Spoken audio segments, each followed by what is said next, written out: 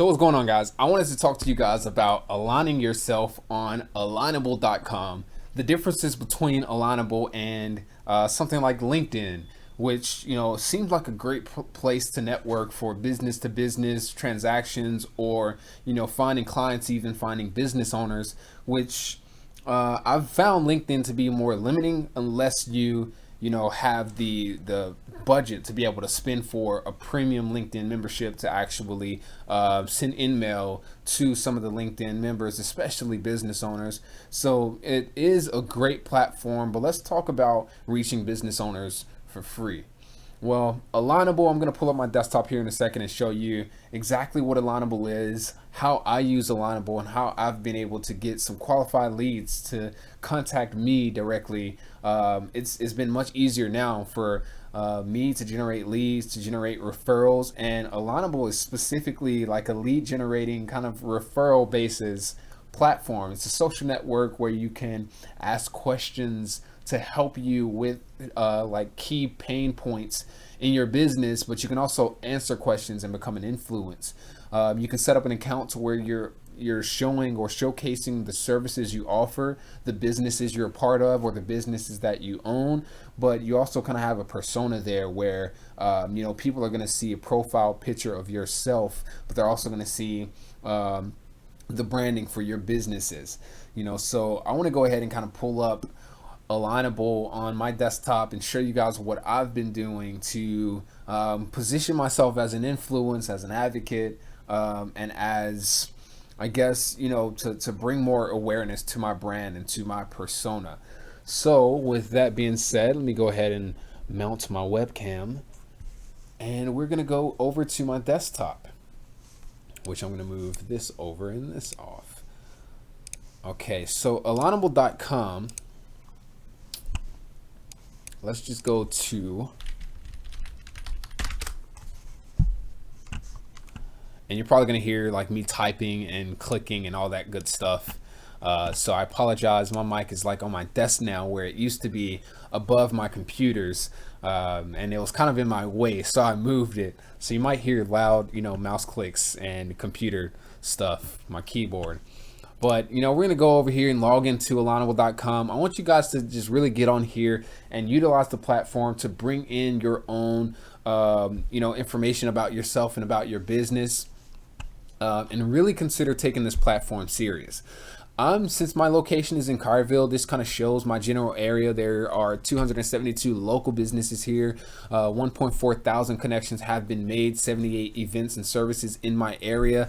I personally have 18 connections, 18 out of the 1.4 thousand in my area, and I've already got a lead in my inbox that I did not specifically solicit, right? A business owner, needless to say, like, I've been giving value to this person or this lead, this guy, or to the people who manage his Facebook page for his business. And I'm not totally sure that he knows that I've been sending messages to the person that manages his Facebook page. But he did reach out to me asking if I can do promotions for his business. And I'm going to show you guys basically what the Alignable platform offers, what it looks like. So on the home page, you've got like a new nearby business. This shows you new businesses. A lot of people who join Alignable are typically business owners. You don't have to pay to actually send them email. You don't have to pay to reach them or find them. And usually the person that sets up a business account is the business owner themselves. You've got a lot of people who are going to ask questions about pain points in their business, and that's a great way to figure out which businesses could potentially use your services. For example, let's see, you've got recommendations that can be made between you and your colleagues and even business owners who have done business with you in the past, right? So this is a great way to have a straightforward recommendation from one business owner to the next. And this, it gives instant social proof when a business owner does send up a recommendation your way. But I can go in here and import information about my business, Right now I've got Memphis Entrepreneur Club, I've got the Label Lust in my banner, and I've got information about what we do, how we get started, our ideal customer, products and services that we offer, upcoming events and promotions. And on our team, I have myself listed as a user, which you can add other Alignable users on your team. Gallery, you can show off images, which, I need to go in here and upload some images probably. And businesses that I recommend, which, I've recommended 3 of my own, and one of the businesses that I do a lot of business at. I was invited by a good friend who is currently in Florida, Devin Kiss, and I actually didn't take advantage of this platform up until maybe 6 months after I received an invitation from him. And now that I have, I'm very glad that I did. So my top form activity on my profile shows people's questions that I've answered and commented on, right? So this is like a social network specifically for business owners, where on LinkedIn, you basically have a social network full of people who are trying to get a job at a lot of those businesses. A lot of people coming out of college, a lot of people getting their resume and their cover letters updated and using LinkedIn as their resume or cover letter, where Alignable is more aligned for business owners to really use this platform. So if you're starting an agency, that's a business that you own, and you're wanting to reach local businesses, this is a great way to get your content and information out there, to start answering questions and become an influence and an authority inside of your local business environment. This is a great way to reach those businesses, which most of those business owners won't be at some of the local business meets, right? It'll usually be startups and random entrepreneurs, but this is really curated to business owners. So some of the questions that I've been asked or that I've answered, I've even listed these out inside of a Word document. I'm going to go through some of these questions and actually answer them. In the meantime, I'm just really going to put up I guess this image while I answer these questions. But one of the first questions is, what is the best marketing tool a photographer can use to network and build a clientele? Asked by Johnny Martinez on July 25th, 2017. My answer was, there is no best, but I have a few recommendations that may interest you. If there were a best marketing tool for photographers or for anyone, my answer would be you. You are your best marketing tool. Even in your daily life, the way that you present yourself to the world is in some way a marketing strategy. My advice would be to educate your audience and showcase your work, not only through a static portfolio on WordPress or Instagram, but with documentation on platforms such as YouTube and Facebook video. Start a vlog and a how-to series and educate your audience. Doing this will give you the opportunity to build exposure, authority, and influence in the fast-paced digital space. You'll reach 3 people. So you guys are going to see a trend as I go through these answers to the questions. And I'm going to repeat several things 2 or 3 times as I answer these questions, and you'll see why I repeat these things. You'll kind of start to see, it'll make sense of how I've been able to build my audience and build influence. So I also say you'll reach 3 people. Other photographers who want to learn what you know, what you'll eventually learn and teach, who will at some point express interest in purchasing a course from you, which you can record over the course of 6 months to a year in video format and repurpose as a series of blog posts, short YouTube excerpts, Facebook ads, or even an ebook or book. There is a passive income that's hard to pass up, so trust me, guys. Potential collaborators and advocates who will see you as a public figure or celebrity that will inevitably become the driving force and foundation of your exposure through organic shares and engagement. So that's the second type of person, advocates. The third person you're going to reach are high ticket business owners, brands, influencers, freelancers, and agencies who are looking for the services that you offer, who are generally more interested in hiring a personality over just a photographer with a portfolio. So it seems like everyone, just has a portfolio these days. Some big businesses want to now hire a personality on top of that portfolio. I also say consider using a social automation tool like ifttt.com, which means if this then that, basically a syndication for your post from one platform to the next automatically, which will save you time and energy, but it will increase your exposure by practically killing several birds with one stone. Publish blog posts and vlogs about the equipment you use and why you use it, what your results are versus what you expected, and what you did to achieve those goals you had initially set. So this will not only showcase your work, but your ability to solve real world problems for your clients. Your passion and your personality will be displayed as well, and your expertise and willingness to try new and innovative things in your industry. At the end of the day, you are your best marketing tool. All right, so that was the first question that I answered. By answering these questions, you're put in a position to be seen as an authority in this industry, and people will go find your profile, look at your credentials, look through to see what other information they can find about you, if anything. And I think that's a great way to really just position yourself as true influence. Thank you, Chance, for engaging on this video, man. I've got a lot of great news for all of you who are following me right now, and I really look forward to a lot of the business opportunities that have been presented to me. I think they're going to be not only a huge benefit to myself and my team, but to my audience who's desperately trying to find ways to really innovate not only like their time, but their income. I want you guys to be able to have multiple streams of income and have them come easier so you can have more time to do the things that you truly want to do. The second question that I got was, how do you deal with competition in your industry? Asked by Mike Longras, I think that's how you pronounce his name, on March 26th. My answer was, I analyze my competition and I take a unique approach to capitalize on the things that work, or the things that I see that they are doing that seem to be working. There are a few things that I do to stand out in such a crowded, saturated crowd. I collaborate with brands or freelancers who have a supportive service or product to offer my clients multiple solutions in a package. For example, if I'm doing website development and I have a friend that does graphic design, I'm going to collaborate with him so that we can offer website development and graphic design in one package to one client at a more premium price, right? So they're going to be looking for a full service solution. We're going to be able to provide them answers to questions they didn't even know that they had, by educating them on what they should be looking for when hiring an agency or a freelancer. And by doing so, we can position ourselves to be able to provide a higher quality product and multiple products for a smaller, syndicated price that can, basically give my team more of an income over time.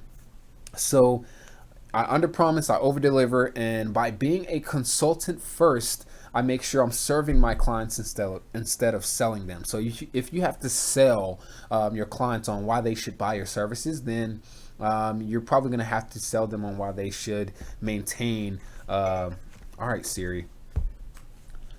Why they should, maintain some type of, payment plan to keep those websites maintained. It's easier to serve people who want to buy your services anyway. If they want to buy your services and you're serving them, then I just got a message here that says, if you're interested in writing for our blog, from Alignable, I think.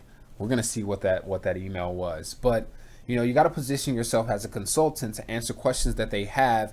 That way you can pre-qualify yourself as the expert and pre-qualify your potential client as someone who is actually able to afford your services, at your rate. You don't want to cut your costs to try to meet their budgets if the budget is unreasonable, to subsidize your time for something that, clearly is not going to benefit you and your team.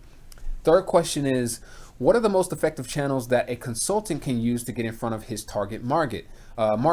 Asked by Tim S. on August 8th, 2017. I said it depends on what you are consulting, but my answer might be a little different than expected. Perhaps you are already in front of your target audience. This is something you guys all need to consider. Maybe you're in front of your target audience already. The question then becomes, what type of content should we be sharing to captivate, empathize, or build rapport and trust with that target audience? What type of content should we be sharing to bring our target audience to us? If you know who your target audience is, demographics, pain points, net income, social interests, then you'll know where they are and how to get in front of them. But getting in front of them is not at all the hard part. It's building A solid foundation to relay the content that gives that audience brand awareness and opens up the door for their consideration through trust and sometimes a solution to their problems. Let me put this all in English if that didn't make sense. So, a lot of people are looking for their target audience, which clearly a lot of your target audience is on Facebook. You're already in front of a lot of your target audience.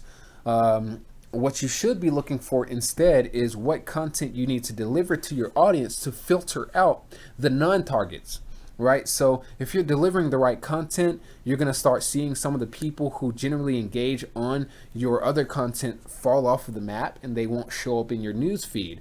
And then the people that kind of show up in your news feed and start engaging on your posts, those are the people that are qualified to either buy your service or follow you and eventually buy your service. And then you can kind of work through their network, because those people usually try to network with other people that are interested in the same in solving the same pain points, if that makes sense. So most consultants are reactive with their efforts. Most of my success as a consultant has come from proactive efforts. Basically, I'm a website designer, for example. Instead of waiting for people to come to me and then offering them advice about their websites, I offer people advice about their websites, and then in return, people come to me. Right, so I upload videos, I do Facebook live streams talking about how you can solve solutions that you might already have, and by doing so, people find my content and ask me for more advice on top of what I've given them for free, which they are willing to pay for. Or they say, hey, I don't need advice because I don't have time to do this, but I have money and I see that you know what you're doing, so here's my money, can you do it for me? Right, so become a consultant and start giving out advice about solutions to your problems or to the problems of your target audience, and they will find those solutions because they're looking for them. And if they find them from you, if you become the influence in that industry online and provide that content that's going to solve a lot of those people's problems, when they're ready to spend money, they're going to have trust and rapport built with you, and they're going to want to spend money with you, right? Because you're the one that solved their issue for free in the first place. So another thing I would say is to automate the qualification process by educating your audience on every platform that you think should have an active target market, and capitalize on publishing content to the platform that gets the most engagement and feedback. So if I post to Instagram, Twitter, Tumblr, YouTube, Google+, SoundCloud, WordPress, Vimeo, and my Facebook page is the one that gets the most engagement based on the content that I post, then I'm going to eliminate my efforts everywhere else and focus on putting more content on Facebook, which I have done. Obviously, I put content on my personal Facebook instead of on my business page, my fan page, or if you want to call it whatever. And my personal one gets the most engagement from people who are my friends and from followers who have not added me yet. So I prefer to leverage my personal profile because I've built a persona out of myself by giving this information, instead of trying to go through my business platform that's going to be limited in reach because it's a Facebook page and not a profile. Does that make sense? So by putting content on my page and profile, I see that my profile gets the most engagement, so I focus all of my attention there. And I've gotten a lot of resources and recommendations through that profile, where a lot of people who aren't even my friends, who have just been following me, tag me in posts that their friends post about, hey, do you know anybody that does website design? Tag the best website designer. I get tagged 10 times in that post, and I'm not the friend of the guy that posted the status, nor am I the friend of some of the people who tag me. They just follow me, right? Which is pretty crazy. So they've become advocates. And that's what I mean when I say, education and proactive solutions usually lead to higher consideration for purchases, which usually calls for easy retention and loyalty, often advocacy and qualified referrals. So even if the people who follow you on YouTube or Facebook Live aren't ready to buy services from you yet, they will become advocates and start recommending you to other people who are looking for your services, because you're the only person they can think of when that person asks, do you know a web designer? Because you've been in front of their face on live streams talking about web design for months and months and months, right? Does that make sense? So instead of being reactive with providing a solution for people who could potentially be your clients, be proactive and provide their solutions up front, and then they will have more consideration for purchasing a service from you. They'll have instant rapport and trust, and they'll be more willing to spend money because they know that you are experienced and you're willing to do the work after they've paid, since you were willing to do the work and to provide that solution without accepting any form of pay on the front end. Hope that's a valuable piece of information. The next question is, what are some marketing tips for a notary public and loan signing agent? I'm an independent business owner and making a career change. I would like to hear current marketing tips from similar small businesses on how to attract clients for a mobile notary public and loan signing agent business, asked by Diana Lyons on August 9th, 2017. My best advice would be to answer the frequent questions your current and future clients would normally have in the form of a series of YouTube videos. Again, website, blog posts, and social media posts. By answering these frequent questions, the people who find your content will more than likely be qualified to also pay for your services, since they are looking for the answers to their questions. And they will generally have a problem that you can solve for pay. Right? So if you answer their questions for free, they'll have some type of problem that they'll want you to solve, and they'll be willing to pay you because you're going to be the one that they trust. Give value to your market and target audience to build awareness, influence, and authority online for your brand. The life cycle for marketing any business starts with awareness, and it usually is refreshed with advocacy. So that's the life cycle. Awareness, I think, is consideration, purchase, and a couple of other things, and then advocacy, and then it refreshes with referrals, and it brings more awareness from those referrals. So in advocacy, reach out to your current clients and ask them how they found you, where or why they looked, and who they can refer you to. Leverage social media to discuss pain points of your current clientele, and that will bind exposure or build exposure to your services to more of your target audience, and vice versa. So exposure of your services to your target audience, and exposure of your target audience to your services, by answering those questions up front in the form of video that will stay online for the rest of eternity. The next question is, how can local printing, graphics, and embroidery companies stand out from the crowd or competition? We are a 3-in-1 stop shop, small business, printing, graphics, and embroidery company. It's a lot of competition on each other corner around of town.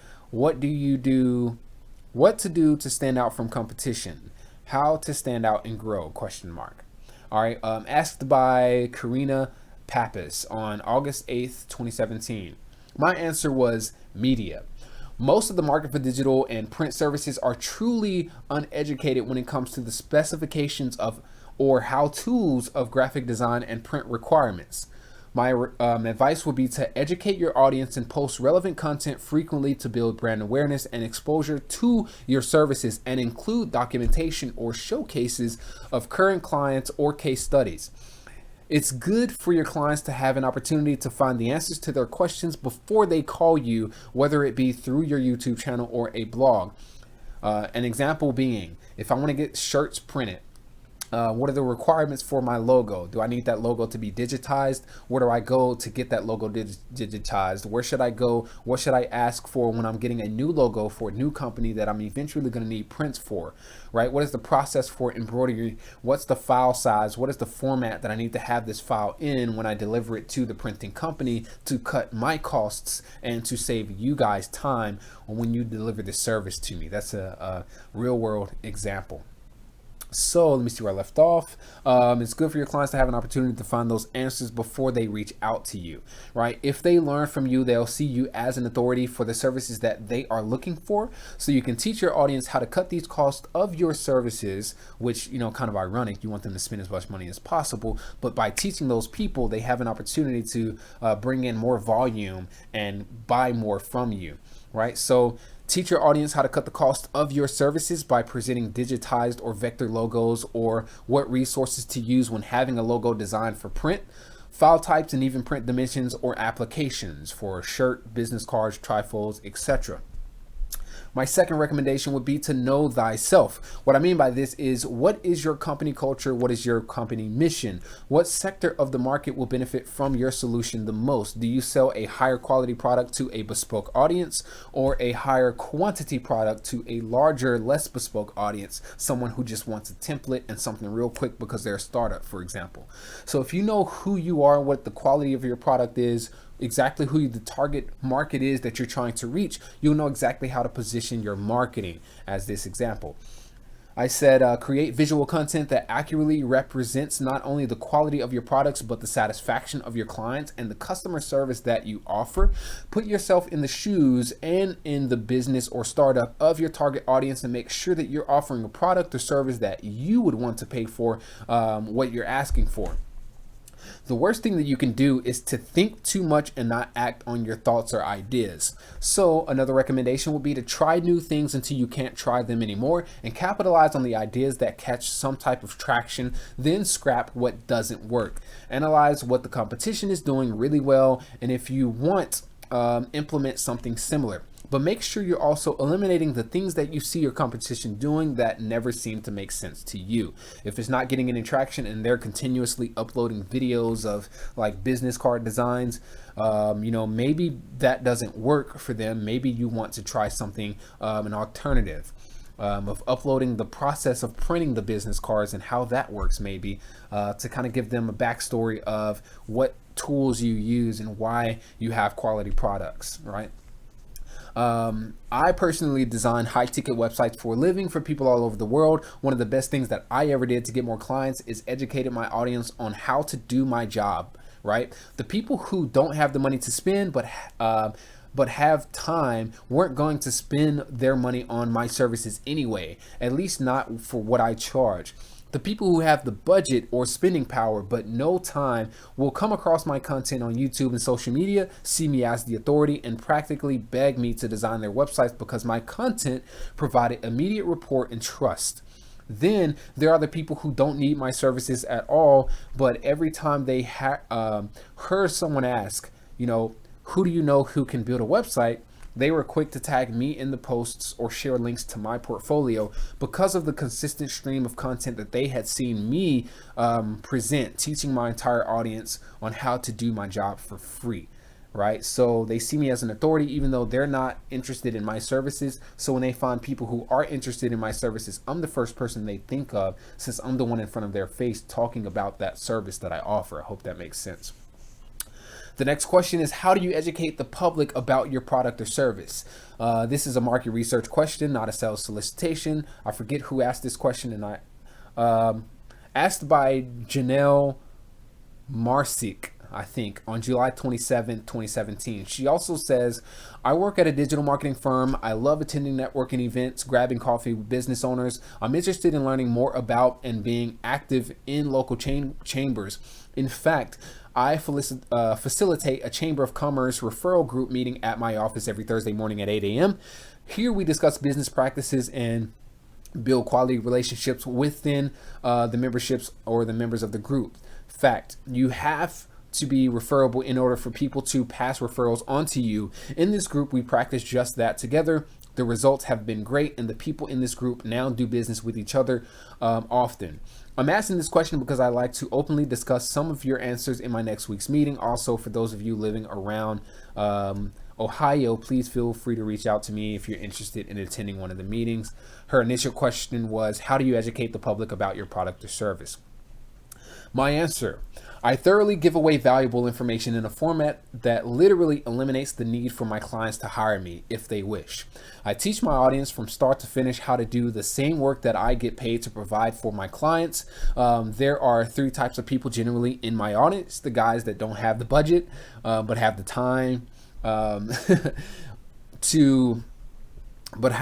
to do it themselves, so long as they've been given the resources.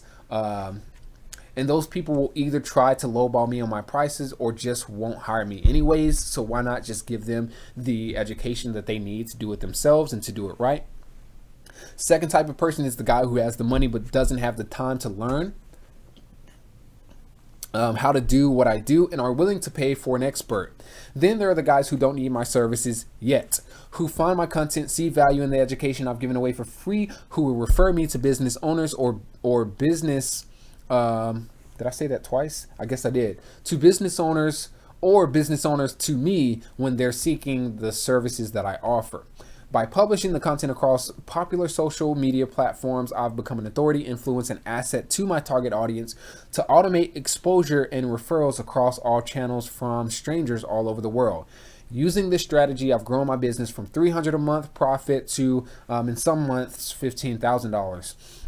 And I've done that in less than 12 months. I've provided services to people in United Arab Emirates, Australia, Africa, United Kingdom, Saudi Arabia, and several places across the globe. And I've done that in less than a year. I also mentioned, every marketer should consider eliminating TV, radio, magazine, and newspaper ads because that entire audience relies on social media and social media. Okay, social media and social media for the majority of that content. Find the platforms your audience use the most and go all in on those platforms. Next question is, web designers, how do you reach out to find new customers or referrals? Over the last 5+ years of running my own business, the biggest challenge has been finding new clients and projects. Referrals have been helpful, but that only goes so far.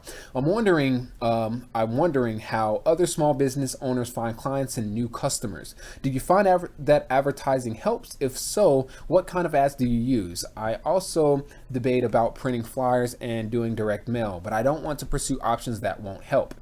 Asked by Andrew Powell on August 4th, 2017, I said I first educate my audience thoroughly to position myself as a giver of value, an expert, an influence, and an authority in my practices, right? So an example would be I have a YouTube playlist that has over 30 videos on how to build a WordPress website, where most people who find a video on how to build a WordPress website will find a 40-minute video instead of 37 or more 30-minute videos, for example. So why do I have so many videos on how to build a WordPress website?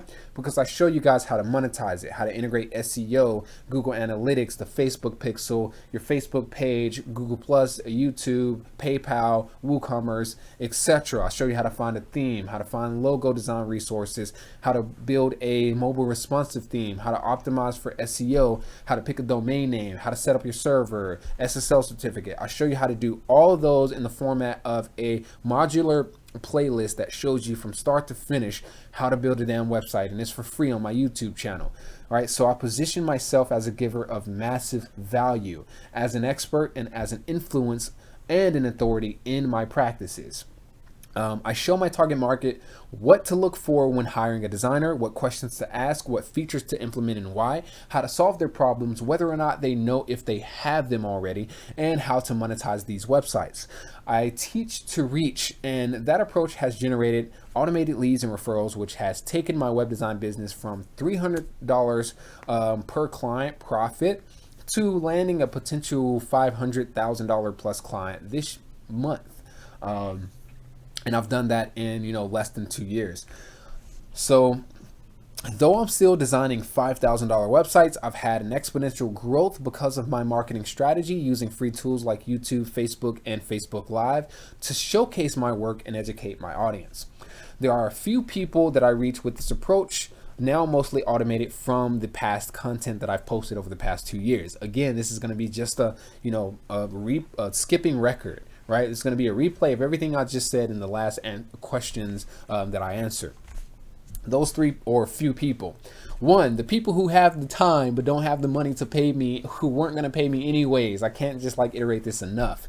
Two, the people who have the money and don't have the time to learn what I teach but find my content and gain instant rapport and trust because of the quality and attention to detail, the way that I present my content for free. They practically beg me to work for them and don't ever question my prices.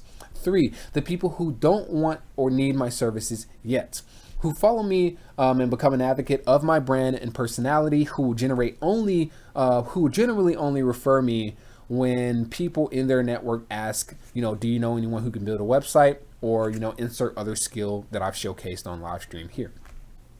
For the people who also do website design or want to learn how to do website design. So the same thing with the first photography question they ask: how do you get more photography business? How do you make more money as a photographer? Well, the same thing with websites. You put content out there to reach people who are trying to provide the same service you're providing and become an influence in that way, to educate, to teach people all over the world how to efficiently provide this service, because you're only a one-man band. You can't provide photography to the entire world. I can't provide website design to the entire world. So why not educate other website designers or other people who want to learn how to build a website so that I can become an authority for that market too.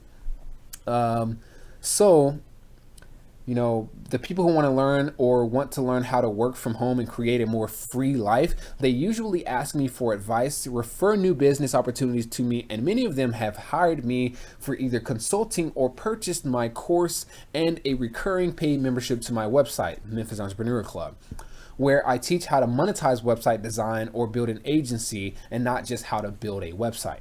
So, I said, most people might be interested in that. I also do live streams from my desktop, as I'm doing now, showcasing my workflow for designing a website or discussing the challenges of business owners who have a hard time generating leads and don't know why.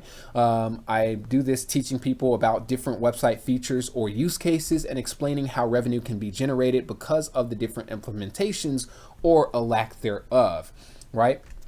A lot of the leads that have come from my personal Facebook profile through the live streams I've done on my own profile and through select entrepreneur groups where incubators and startups are hosted. So my recommendation would be to join other groups related to, maybe your target audience where your services might be needed. I do web design. If I join an entrepreneur group where there are startups and successful people, those people 9 times out of 10 will have or need a website because they have a business. So there's a place where it's aligned for my services to be needed and for my recommendations to be automated by that group. When I do live streams over to that group showing how to design a website, they say, "Oh, you design websites. What do you charge? I would love to work with you." So I don't do much face-to-face prospecting or business walk-ins anymore. Most business just comes from me now, and there are a couple of other ways that I've gained new clients. I give value to people who have outdated websites or need a new one altogether by educating them on what can be fixed, changed, updated, or implemented, and how to do it with what steps they should take. That way they can either take that information and give that to their current marketing personnel or the agency that they're under a contract with to say, "Hey, we're paying you to do this. Why haven't you fixed this? This random guy sent us a message saying these things are, these are some inconsistencies on our website." So, if we were to give him money, what kind of value would he give us, since he's giving us this value for free and we're paying you as an agency, but you haven't done this yet. Why haven't you done this? And why don't we know that this should be done, for example? 2, reach out to local businesses and expose the weak points of their websites that may be preventing them from hitting the conversion rates that they could be reaching.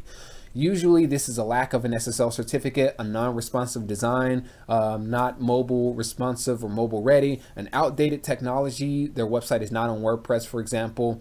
I always recommend WordPress. They might have a lack of an analytics tool like Google or the Facebook Pixel or both, especially when running ads on either of the two platforms. If you see that their website has an ad on Google, if you see that their Facebook page has an ad on Facebook, but they don't have a Facebook Pixel on their website, or they're lacking a website altogether.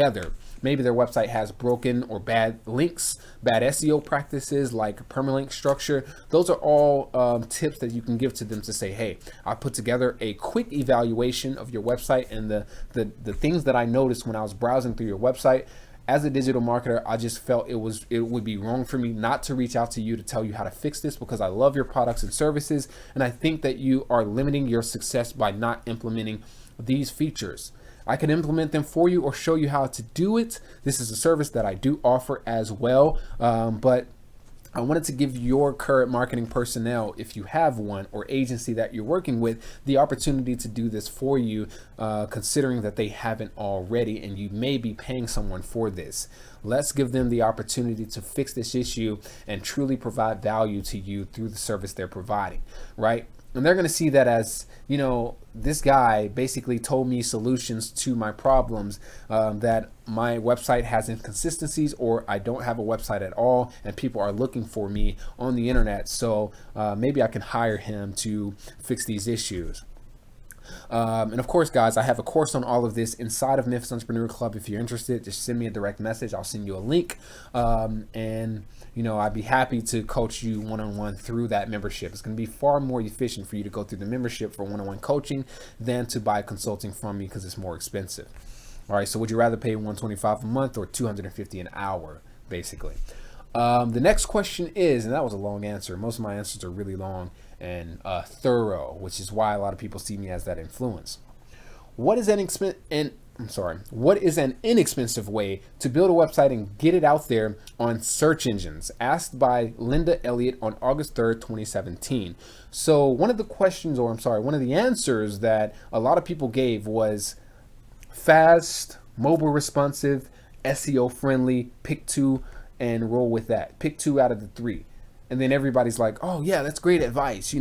That's not very helpful, because two of the three could end up being really expensive services. SEO and mobile responsiveness. If your website is very complex and you need to convert it to mobile responsive, or if you need to build a complex mobile responsive site with good SEO, that could end up being very expensive and time consuming if you're not granted or given the right resources. So I've seen a lot of horrible suggestions and bad advice inside of Alignable, where I went and gave a thorough answer to really position myself as a guy that, I'm going to give them the real deal, something they can actually take action on today. So my answer was WordPress self-hosted website. Usually about $16 a month for a server to host your site, $50 for a theme, $30 for a few premium plugins, including Yoast SEO, one of the main ones he was most interested in. I recommend this over Weebly, Squarespace, Wix, and all those other cheap DIY do-it-yourself builders any day. WordPress is extremely optimized for SEO, considering you're using the proper plugins and a mobile responsive theme, which you can easily replace the visual and text content with your own. A few practices for better SEO, which are 100% free, include, all right, so this is all, you guys can take notes on this, go back and watch this video later, but these are practices that are free for better SEO on your website, which is what he's basically asking for. 1.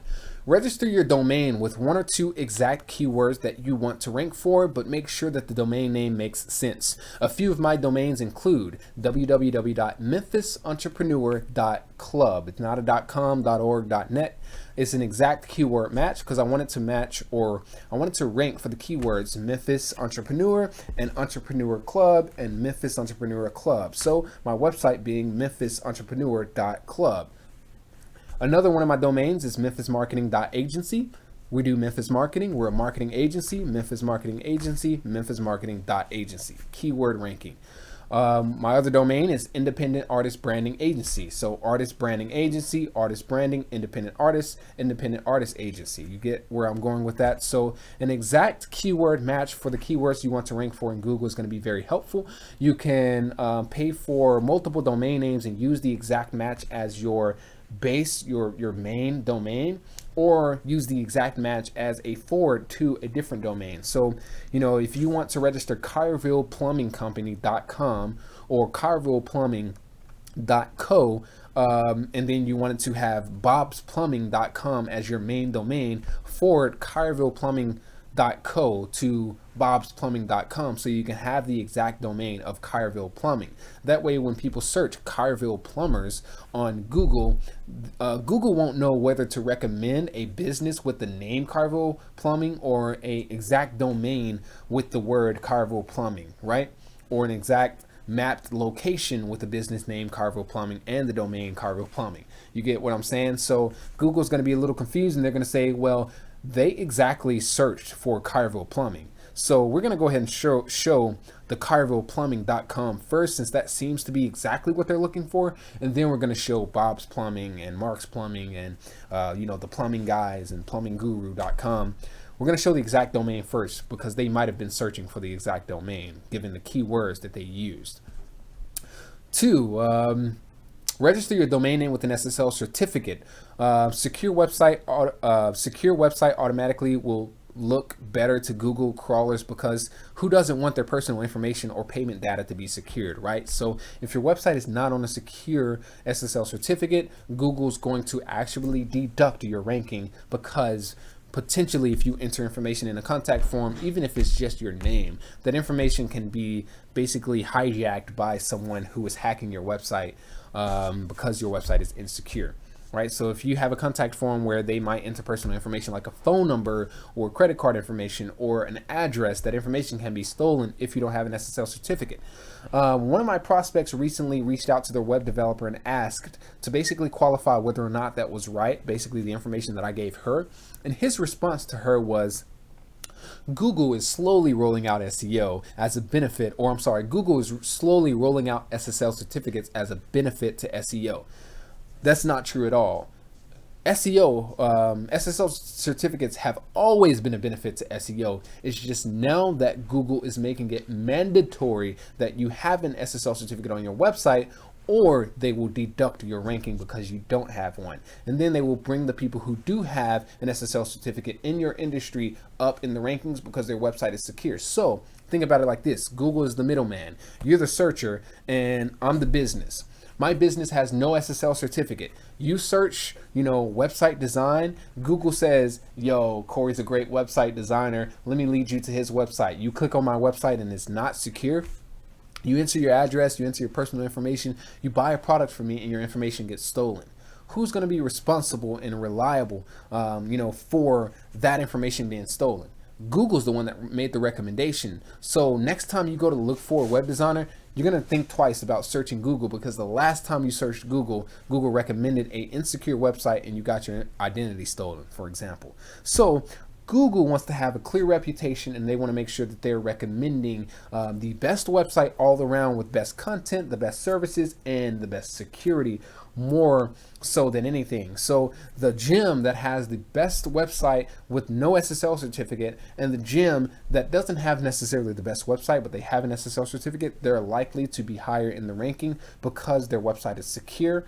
And Google wants to be, they're going to be held accountable for giving you recommendations and, potentially jeopardizing the security of their own private information.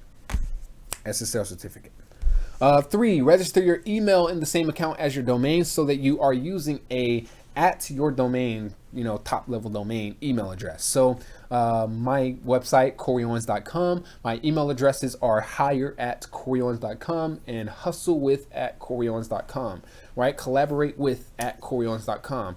My website, Memphis Entrepreneur Club. My email address is join@memphisentrepreneur.club. My website, thelabelus.com. The email address is branding@thelabelus.com. So when you put that URL or email into different posts, status updates, other websites, or people start to contact you through that email, that's bringing traffic to your website through your server, because your email is hosted in the same place as your website.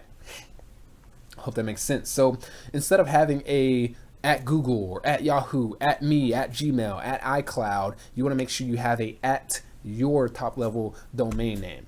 All right, so that's going to drive more traffic and bring more backlinks to your website, because that email is directly linked to your website.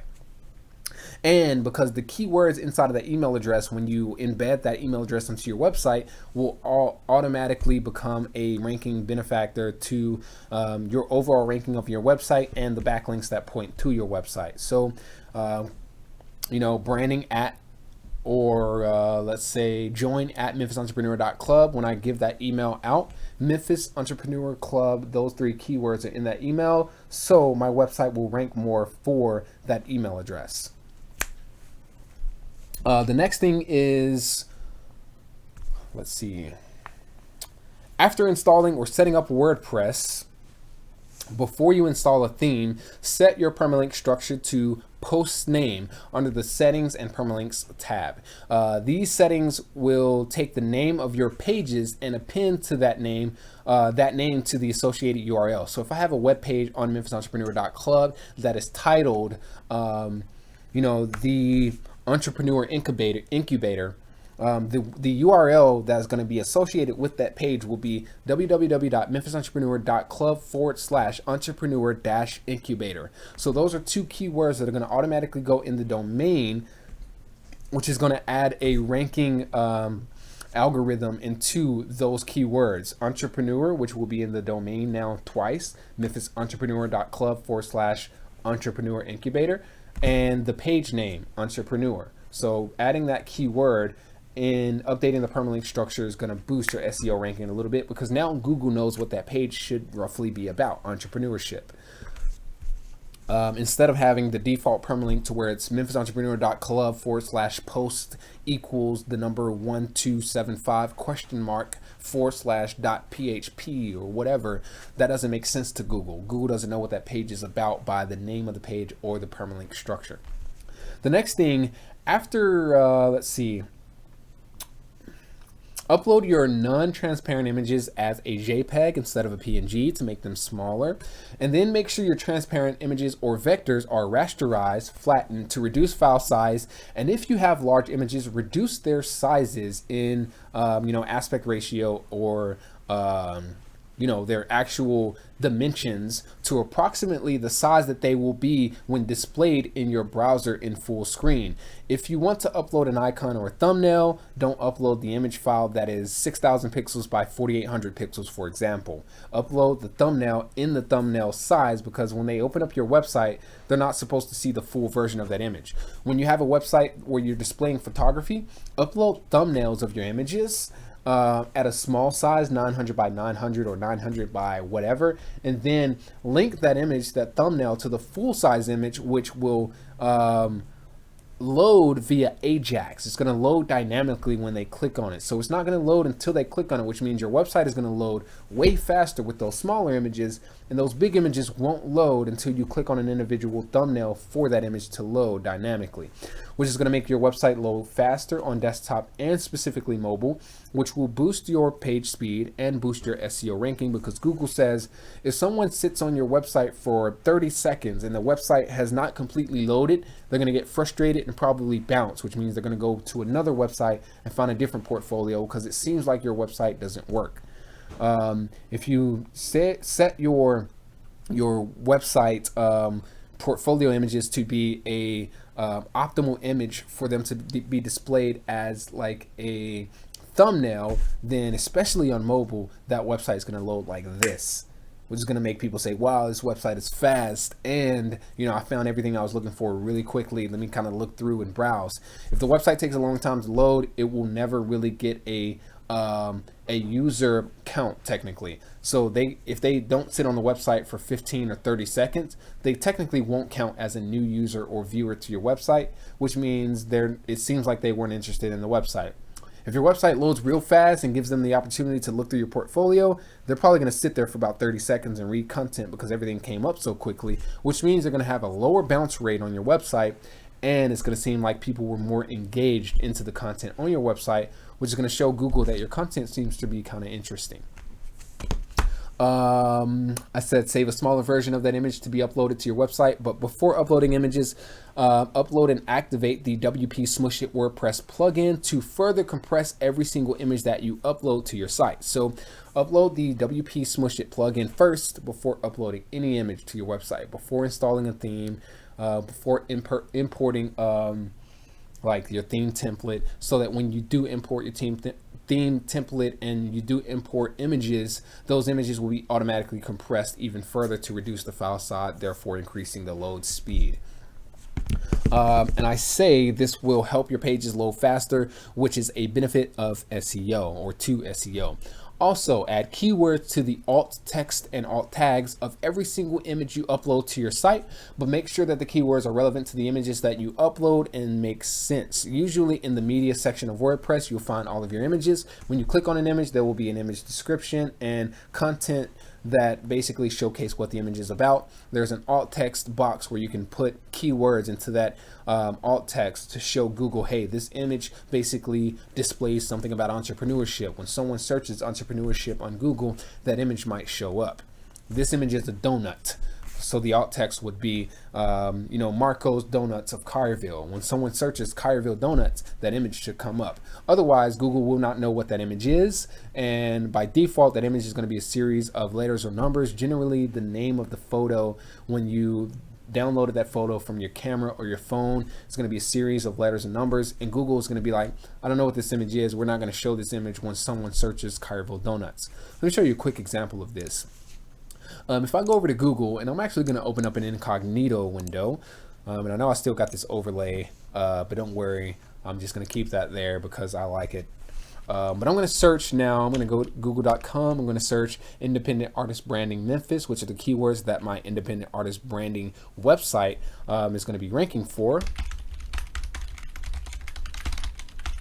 All right, so independent artist branding Memphis. Let's see how many of my websites actually show up on the first page of Google in an incognito window for these keywords. So we've got at the very top, number one, independent artist branding, independent artist management agency and brand management agency, thelabelus.com. This is my website. Let me just click on it real quick, open that bad boy in a new tab and see what it looks like. Ooh, it loads real fast and it's pretty, and it's got video and all this other good stuff. All right, it's pretty cool, right? We've got other videos in here, pretty unique. The next page, or the next link in Google, is my Facebook page. So I'm ranking number 1 and number 2. All right, my Facebook page. The next link is Memphis Entrepreneur Club, and it's an image that I uploaded to Memphis Entrepreneur Club. I didn't intend to rank this image. It's just something that was meant to be really small and to showcase like a list of partners, which I removed that page altogether, but the image is still updated in the media library of my website. So it ranks because I put the alt tags for the 901 Customs image in my portfolio to be independent artist branding. So my Memphis Entrepreneur Club website ranks as number 3. Number 4 is choose901.com. Has nothing to do with me. I have no association with them whatsoever. Number 5, though, which is my 4th ranking website on the first page of Google, is CoreyOwens.com. So I've got 1, 2, 3 websites ranking in the first 5 links and my Facebook page. Here's my website. Loads pretty fast. Looks pretty good. Boom, there you go. And that's number 5. Number 6, I don't know anything about this link. Number 7 is again my website, Indie Artist Branding. So there's another website that I have ranking on the first page of Google for these keywords. Boom, my website shows up. Just to show you guys I'm not bullshitting, there's my logo again, and then there should be a picture in here somewhere of myself. Let's see if we can find it. Artist, computer stuff that I build, managing servers, me. And then next, Corey Owens professional profile, LinkedIn. My LinkedIn is ranked on the first page of Google for the same keyword. Okay, boom. All right, so all these are pretty much intertwined together. The next thing is the label lust post from LinkedIn. So I posted a blog post, a blurb on LinkedIn through my profile, and those images are uploaded in here, and I've got a bunch of random stuff about my website. All right, so I've ranked a post in the first page of Google. All right, so let's see, 1, 2, 3, 4, 5, 6, 7. So far, I've got 7 links on the first page of Google out of, I think, 8, 9, 10. So 7 out of 10 non-advertising links out of Google on the first page are all my websites, ranked for the keyword that I wanted to rank for. And I don't pay for ads, I don't pay for marketing, I don't pay for website development, I don't pay for any of the bullshit, I don't pay for none of that bullshit. This is just my efforts on optimizing my website for SEO using those simple strategies that I just mentioned for free in this Alignable question. All right, so let me go back to finish answering that question. Let's see. Make sure the keywords are relevant to the image. The next thing I said was write blog posts with targeted keywords, then optimize your blog posts and website pages using Yoast SEO plugin. This will give you an option to add meta description and titles and images, which are the pretty picture and link that you see on Facebook when someone shares that blog post or page on your website.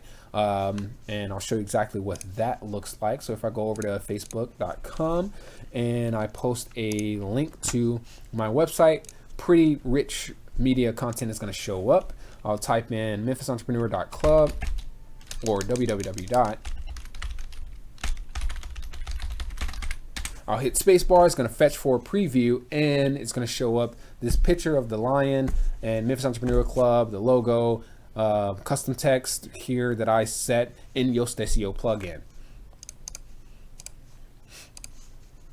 All right, so one of the blog posts that was on the first page of Google when I just did that live search in the incognito window was a blog post from LinkedIn. I also do blogs on Alignable. I also do contribution blog posts to other websites, which I require them to link back to my website through that blog post with me as an author.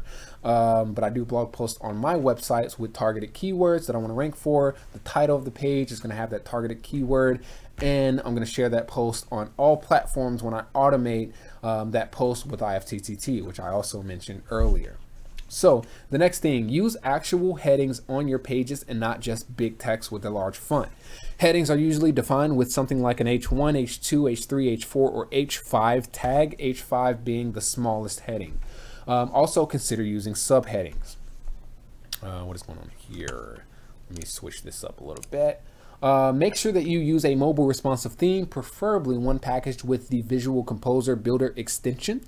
In the menu of your website, usually under Appearance menus, click on the Screen Options icon in the top right under your name in WordPress in the top admin bar, and enable the option for link target, title attribute, and description. Then add a title attribute, usually keywords or non-abbreviated version of a menu item. For example, if the title attribute of the home button might be something like Gus's world famous fried chicken, to tell Google that my home link in the menu goes over to a website page related to Gus's world famous fried chicken. Those keywords are going to be linked to that home button, which means the home URL is going to be a link inside of Google saying, hey, the home URL for this website seems to be what you're looking for, because the title attribute of this home link has the words Gus's world famous fried chicken inside of the attribute. And this tells Google what the purpose of that home button actually is and what type of content to expect to find on that home page. You also want to add a description and describe what users will see when they click on that link, including a few keywords in the description. So when you add a menu item to your website, there's a title attribute and there's a description. Home is the menu item. That's what they see when they click on the link home. The title attribute is Gus's world famous fried chicken. The description is Gus's in Collierville, menu, pricing, hours of operation, because someone might search Gus's hours in Collierville, right? So those keywords, Gus's, hours, Collierville, prices, menu, careers, jobs, etc. Everything that's going to be on that page. If careers aren't on that page, put the title attribute on the careers menu item for careers, right? If that makes sense. And you want to do this to each item on your menu. The next thing is, every time you post a status update, photo, or video on any social platform related to your website, include a link to some page on your website related to that post to build social backlinks to your site, which will, people will like, comment on, or share, inevitably building many backlinks to your site, unintentionally increasing your social rank and the PTAT, which means people talking about this. Let me show you a quick example of what I mean here. If I go over to Facebook again, and I look through my profile pictures, for example, I just updated one today. So one of the things that I want to do when I update my profile picture is go to add a description. When I add this description, I'm going to say, I'm actually going to go over to another one of my images. I'm going to leave this page. Let me find another image about, that I've added a description to.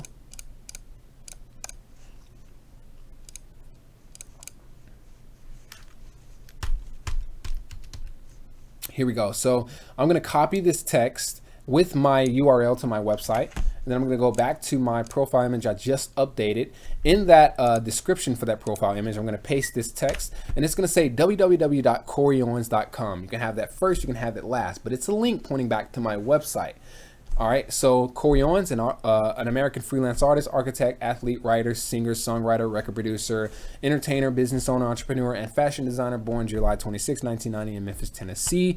This shows some of the keywords that I want to rank this image for, and this shows some of the keywords that I want to rank this URL for that I'm embedding into the image. I've got keywords: freelance, artist, producer, entertainer, business, entrepreneur, fashion, designer, right? Memphis, all inside of the description for this image, along with the link to my website. This tells people that basically my website has something to do with these descriptive keywords. I click done editing. There's a URL now pointing back to my website, right? So this is one backlink, but I've got 6, 7, 8 mini backlinks pointing back to this post, which point back to my website.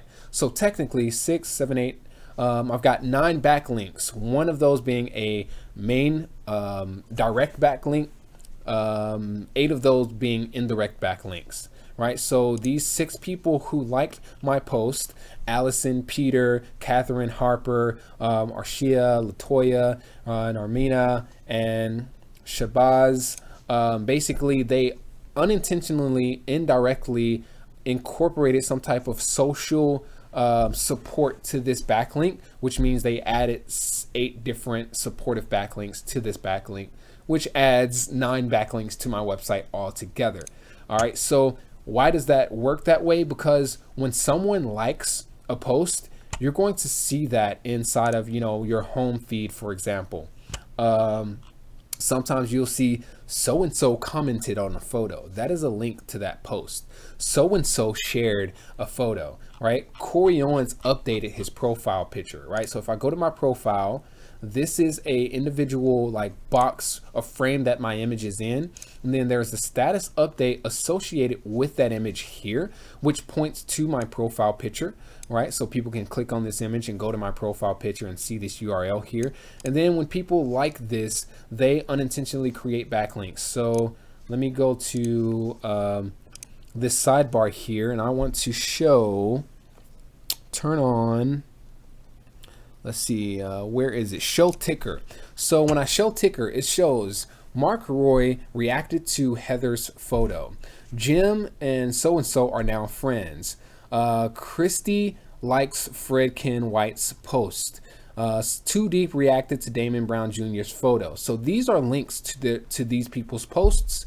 So if these people's posts had a URL in them, this would create a backlink to their post, which would create a supportive backlink to the website, right? So if someone likes my profile picture, it'll create a backlink to my profile picture, which has the URL in there, which means people can click that link and it's going to drive traffic to my backlink, basically. So it's going to show people talking about this. When I update a profile picture that gets a lot of engagement and I have a URL in that profile picture, this one, for example, I have 204, 205, 206, 207 people who reacted to this photo. 4 people have shared it. And I've got 3, 4, 5, 6, 7, 8, 9 different comments, right? So about 215 different reactions to this post, which have created backlinks to this post. That's about 215 different supportive backlinks to my website through the people talking about this algorithm. All right. So because this post has the labelus.com, CoreyOwens.com, my LinkedIn, my CoreyOwens.com, again, the labelus.com, Memphis Entrepreneur Club, Connect Entertainment, Labelus Apparel, Indie Artist Branding, Audio Canvas, my SoundCloud, my YouTube. This will add that social counter that says 204 people are now talking about my website through this individual post. Now, if I have my website URL embedded into all of my posts and collectively there are 12,000 people who have interacted with that post, technically that will be 12,000 people talking about your website because your website URL is embedded into that post. All right, so that's what the PTAT stands for, and that's why it's important. All right, so also contribute to other blogs or get blog posts written about products or services or content from your website and have a backlink pointing back to your website from those blog posts. The more popular the website is that has a link pointing to your website, the higher that link will be rated to help rank your website in Google. For example, entrepreneur.com, forbes.com, or another popular website in your industry. If you get a blog post written about you pointing back to your website from Entrepreneur, since there are millions of people talking about entrepreneur.com, then Google will see entrepreneur.com as a high value website. Your website might not be high value, but if there's a link coming from a high value website to your website, that high value website has a high good reputation, which is going to increase the value of your website. It's like, a social environment. If there's a really gorgeous girl and you're hanging out with the really gorgeous girl, your value increases a little bit to her audience or to the audience that you once had. So the same thing works with Google and websites. So let me go and show you a quick example of that. We'll go over to a website. We'll go to the Entrepreneur Facebook page, for example. And we're going to search for Entrepreneur. They have 3,349,207 people who like their page. If you go to the About section and you see www.entrepreneur.com, that means they have automatically generated 3 million supportive PTATs, people talking about this website, right? Since 3 million people like their page and their website is embedded into the page that 3 million people like, technically 3 million people like a page associated with the website. Now, the number of people that engage on this page, whether or not they are advocates of the page or whether or not they like the page, those are also supportive backlinks to the website, because in the bio of this profile, they have their domain, which gets traffic. Now, if I go over to likealizer.com and I'm going to enter their Facebook page, so facebook.com/pg/ENT magazine. I'm going to go to the Likealizer, enter that Facebook page here and click search. And I want to see roughly what the Likealizer assumes is the number of people actually talking about this Facebook page.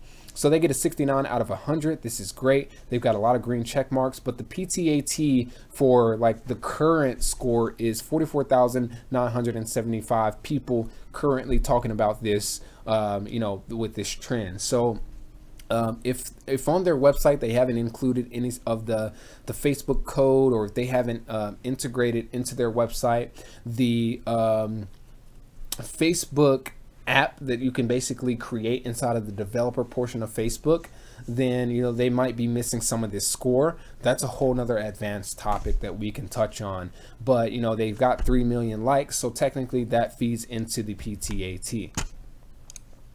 All right, so obviously those 3 million people aren't actively engaging on Entrepreneur's posts.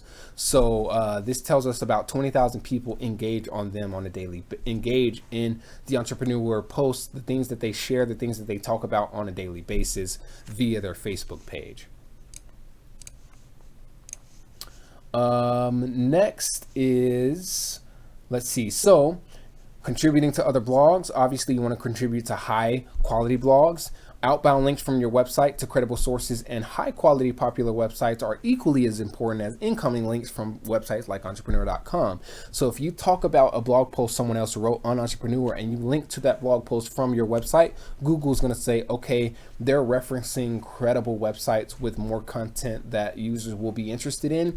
If I were to go to a website about back pain, and I talk about back pain, and then I post a link to a blog from a credible website about back pain, and someone finds my website through Google and then clicks on that link in my website and then stays on that other website for 20 minutes reading about back pain, Google's going to say, damn, your website has a great reputation for forwarding people to content that they are interested in.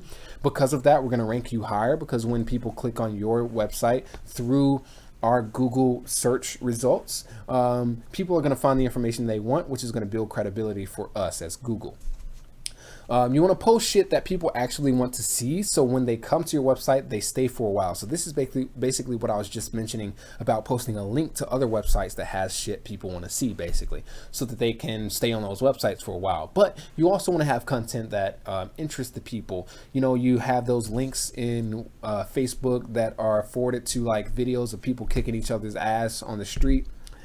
If you go to those websites and you end up browsing through videos for an hour, then that's going to be relevant content to the people who That's going to be relevant content to the people who are interested in people fighting in the streets and, doing hood rat shit, right? So when people search for street fights, that website is going to have a high ranking because people get on that website and start browsing through videos for an hour before they realize, oh shit, it's 4 a.m. So you want to put content on there that people actually want to read in your industry that makes sense, that's relative. And the way that I like to kind of position this example is by explaining the difference between McDonald's and a high-end restaurant, or a Lamborghini and a Cadillac. Low quality content on your website is like McDonald's food and the McDonald's plastic seating that they have when you go to their restaurant. Do you ever wonder why McDonald's benches are plastic? Because they want you to get in there, get food real fast, and get out so more people can come in because their food is cheap. Therefore, they need a higher volume of traffic so that they can make $1 million. Now, you're not spending $100 on McDonald's eating alone, so they need more volume. They need you in and out. So they're going to have annoying colors of yellow and red. They're going to have bright ass colors. They're going to have annoying ass customer service. They're going to have plastic seats. They're going to have, less quality cleanliness, and they're going to have lower quality foods that you can eat really fast to get people in and out of the door. You don't want that type of quality on your website.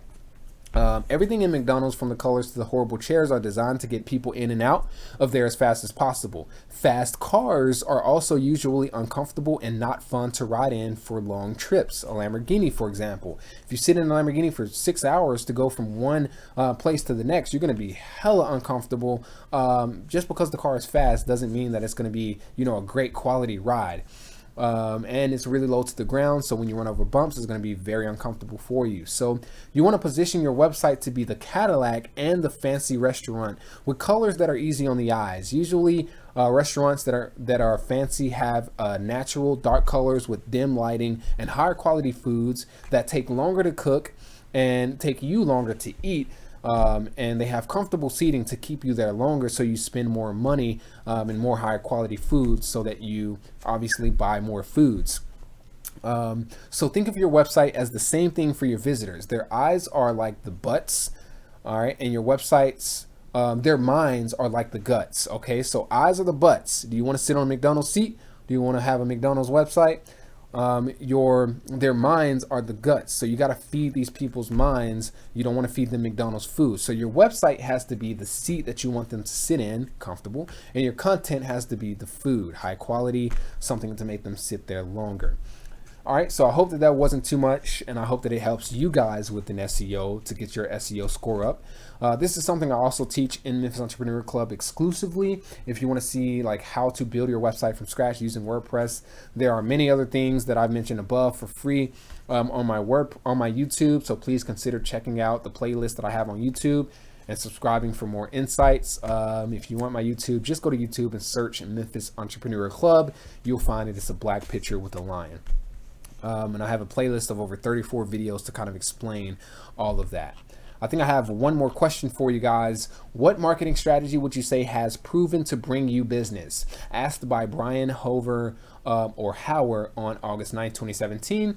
My answer is live streaming valuable content and publishing over video content to YouTube to help my market better understand the scope of my services and even alternative resources, assuming they're not ready to pay for a big ticket service yet. This has helped me build brand awareness, exposure to my target audience, to my content, and vice versa. It also allows me to become a major influence and authority in my industry by leading with valuable solutions to the problems that my audience may not even know they have, answering frequently asked questions, and discussing case studies or documenting my workflow via Facebook Live and a series of YouTube videos on curated and organized playlists to give my audience a better understanding of what they need, what they want, and why they need or want what it is they need or want, which has created a foundation for me to develop immediate trust and rapport with my prospects before they even contact me.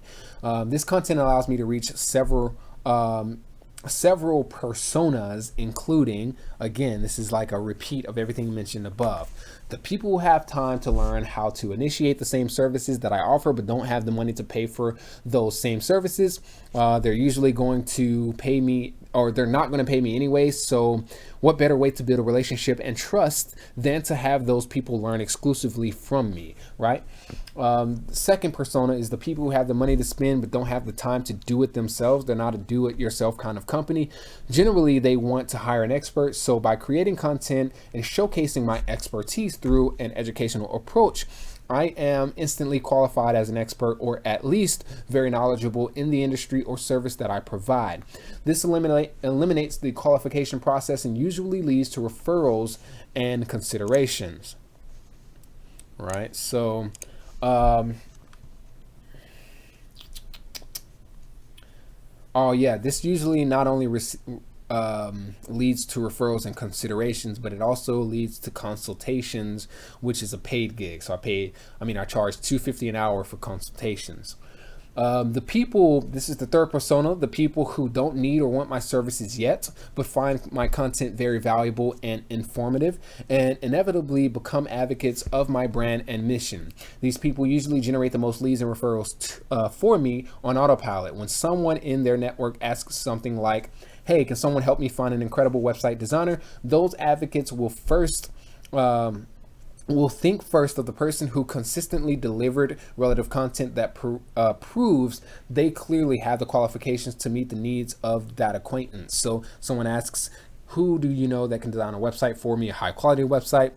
My advocate will comment and tag in that post me because they saw me posting live videos about web design, even though this person never really had an interest in getting a website themselves. They just found it interesting that I was able to teach people how to do it through that live platform. So give and you shall receive. This is like basically my thorough overview of Alignable. If you give content on Alignable and put yourself out there as a person that gives value before asking for a sale or soliciting, you'll receive a lot of referrals, you'll receive a lot of feedback, you'll receive a lot of trust, and you'll receive a lot of business, hopefully. So I offer business, branding, marketing, consulting, website development, graphic design, several other things, but an example of the value that I give away to my audience on YouTube and Facebook, which generates more passive business through referrals simply because of the scope of the content and its completeness, is my YouTube channel. So let me just go ahead and show you basically an idea of what that looks like. If I go to my WordPress playlist, I have 30 videos showing you guys how to build a website on WordPress from start to finish, to at least get you in the door before you actually start trying to generate income from that website. So one thing that I wanted to show you guys really quickly is I'll go over to Facebook, and I think I have a couple of Facebook posts that I've saved so long, assuming that they're still there. Let me go over to, let's see if we can pull these up. I'm not sure if I can. All right, so there's a post in Secret Academy. I really wish I could see more of these, but for some reason I just can't. Let's try links. Definitely not links. Archive. I wish I could just, okay. Secret Academy. Let's just search this.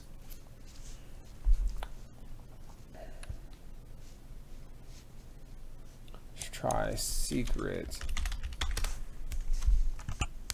No, that didn't work. Post.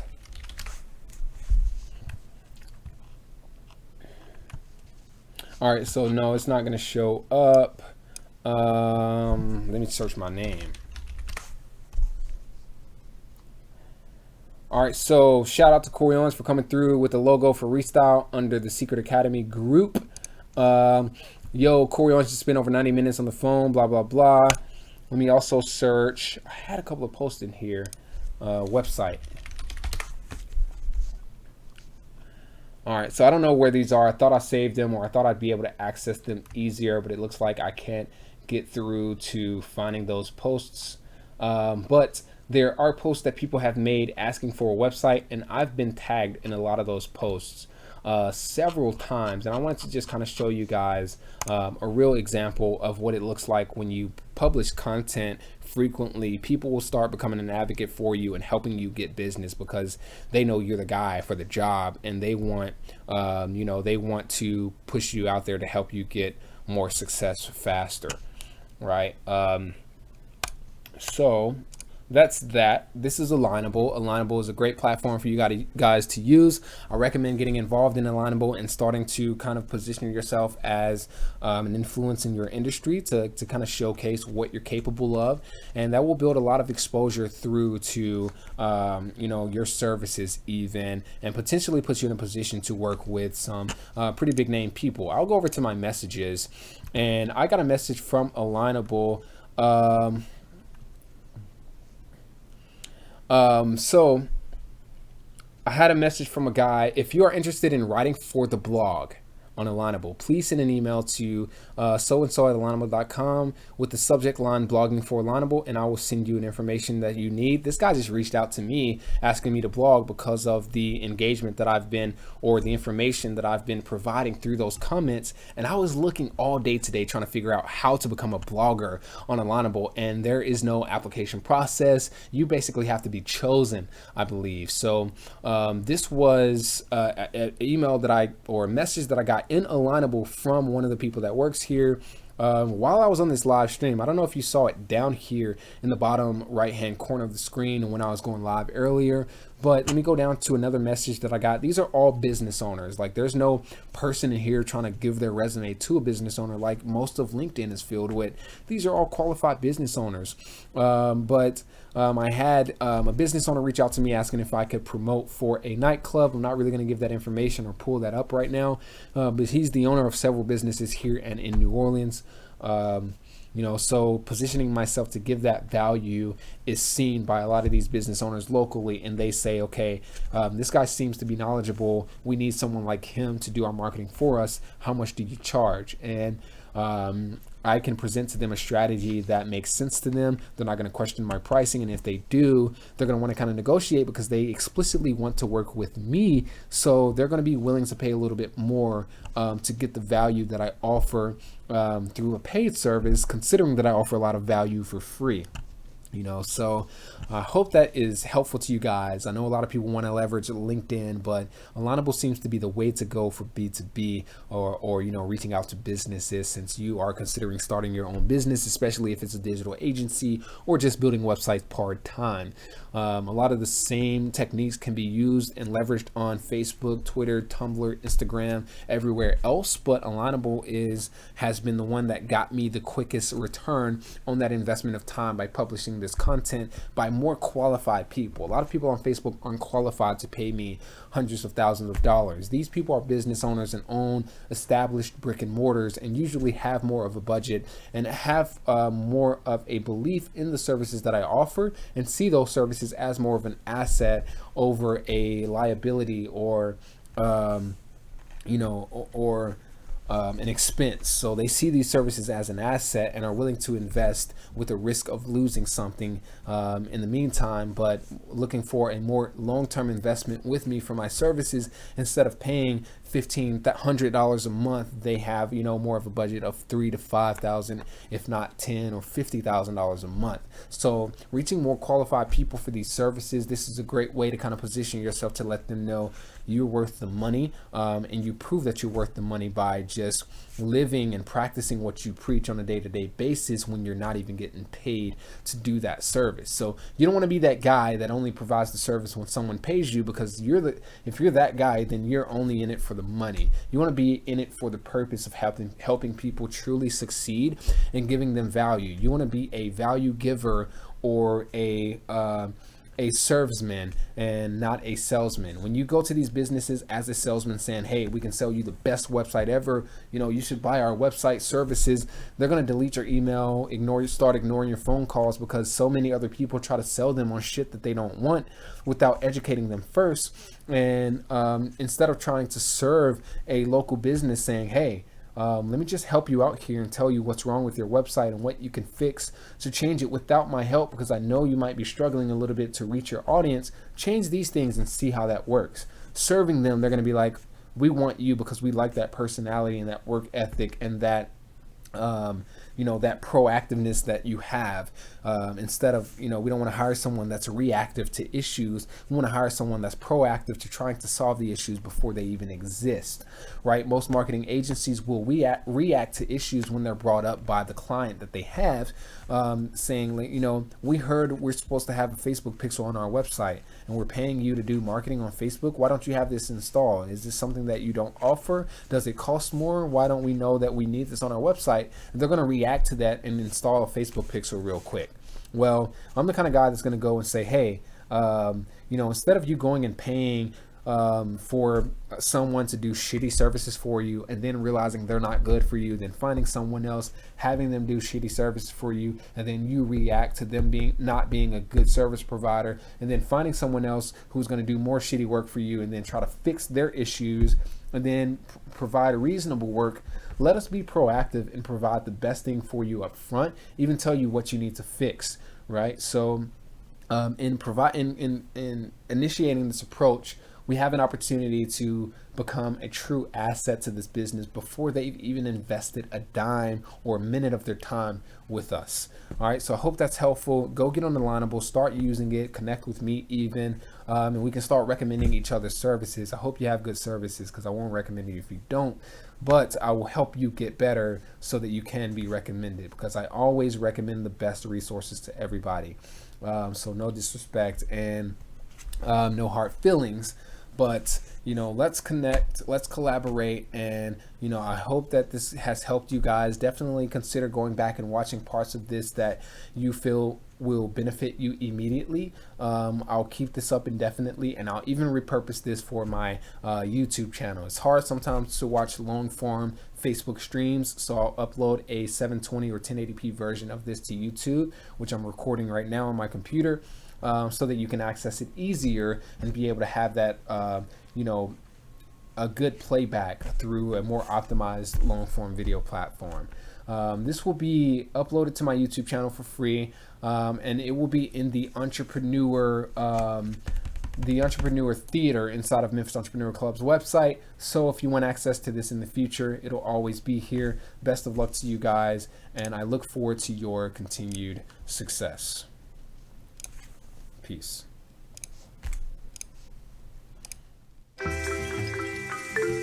Let's review the top 20.